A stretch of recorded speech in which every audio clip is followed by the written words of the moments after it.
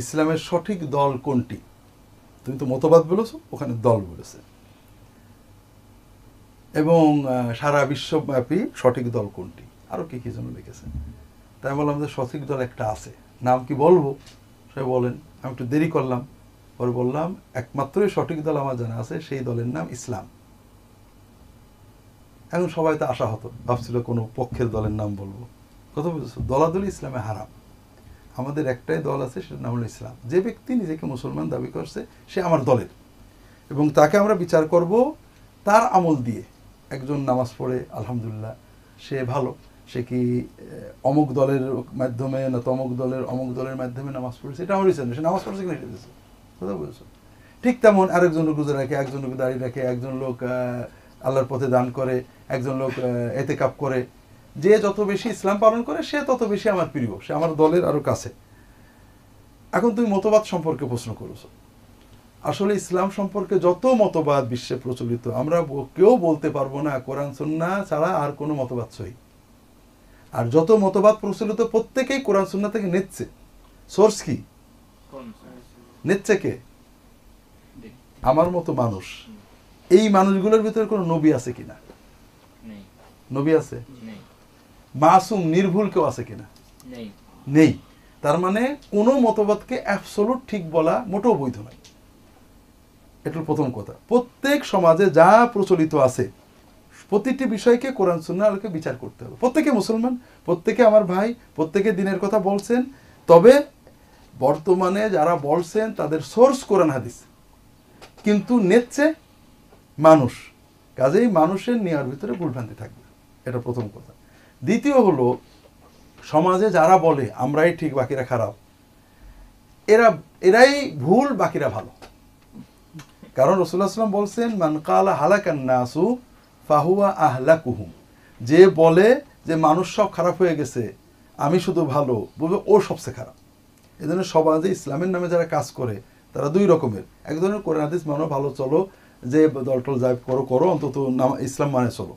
এদের কথা ভুল হতে পারে, ঠিক হতে পারে। আর যারা বলে ভাই যাই বলো, নামাজ রোজা যাই করো, এই দলে না আসলে, এই হুজুরের মুরিদ না হলে, এই দলে না গেলে, এই ঈদে না গেলে তোমার কাম হলো না, তাহলে বুঝবা যে ওর থেকে 100 মাইল দূরে থাকবা। কারণ তারা আল্লাহ রসুলকে মানদণ্ড রাখেনি, তারপরে এসে একজন মানুষ বা একটা ব্যক্তির ইজতিহাদকে মানদণ্ড রেখেছে। কথা বুঝতে পেরেছো? তৃতীয় বিষয় হলো, তুমি প্রশ্ন করেছো যে যারা ভুল তাদের কি করব। যারা ভুল, কতটুকু ভুল, এটা কোরআন সুন্নাহর আলোকে মানতে হবে, দেখতে হবে।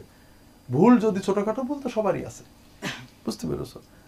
আমরা তাদের বোঝার চেষ্টা করব, না হলে যার যার মতো চলবে। যেমন মনে করো আমাদের সমাজে অনেক শিক্ষা ব্যবস্থা আছে এবং শিক্ষা প্রতিষ্ঠান আছে, সবই শিক্ষা প্রতিষ্ঠান, সব তো একরকম না। কেউ মোটামুটি ভালো, অল্প ভুল ত্রুটি আছে, কেউ অল্প ভালো, অনেক বেশি ভুল ত্রুটি। কারোর ভুল ত্রুটি সিস্টেমে, যেমন আলিয়া মাদ্রাসা, কওমি মাদ্রাসা, বিভিন্ন পদ্ধতির ভিতরে পদ্ধতিগত ভুল আছে। কারোর ভুল পদ্ধতিতেই শুধু নয়, ব্যবস্থাপনায়, প্রয়োগে, অর্থাৎ শিক্ষক ঠিক মতো না, শিক্ষকের যোগ্যতা নেই। কথা বুঝতে পেরেছো?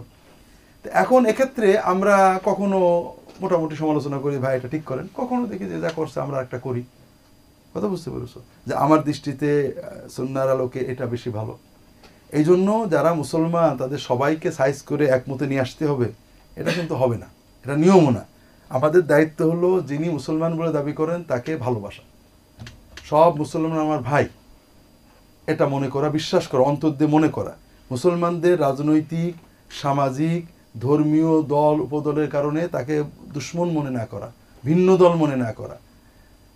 তার বিচারটা হবে কোরআন সুন্নাহর আলোকে, দলের কারণে না। যেমন মনে করো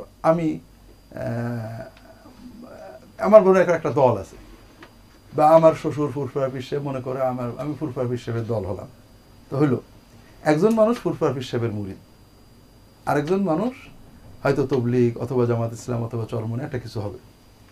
ফুরফুরা পীর সাহেবের মুরিদ নামাজ পড়ে দাঁড়িয়ে রাখে না, বইয়ের পর্দা করায় না, ও রোজা রাখে, ছেলেকে মাদ্রাসায় দিইনি, ছেলে পেলে নামাজ কালাম ঠিক করে পড়ে না, কিন্তু ফুরফুরা হুজুরের প্রচণ্ড ভক্ত, আমাকে একেবারে দুলাভাই বলে পাগল হাদিয়াও দেয়।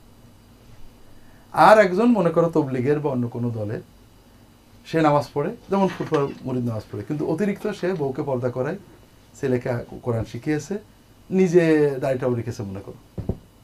আমার বিচারে দুইজনের ভিতরে বেশি কাছের কি হবে? বুঝতে পেরেছো? যদি আমি ইসলামকে মানদণ্ড রাখি, মোহাম্মদ সাল্লাল্লাহু আলাইহি ওয়াসাল্লামকে মানদণ্ড রাখি, আর যদি ফুরফুরা হুজুরকে মানদণ্ড রাখি, তা আমরা এখানে মারাত্মক ভুল করছি। দল দিয়ে মত দিয়ে মানুষের বিচার হয় না। মানুষের বিচার হবে কোরআন দিয়ে, রাসূলুল্লাহ সাল্লাম দিয়ে। তার ভিতরে যতটুকু পাবো ততটুকু সে আমার প্রিয় কাছের। আর সমালোচনাও ওরকম হবে, দলীয় হবে না।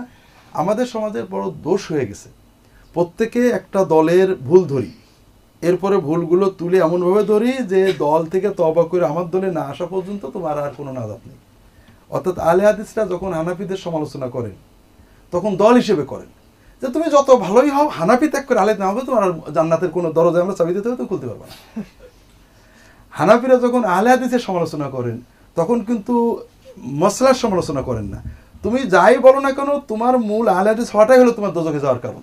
তুমি যতক্ষণ না তওবাতিল্লাহ করে আমার হানাফি না হচ্ছ ততক্ষণ তোমার বেহেশতে যাওয়ার হয়নি।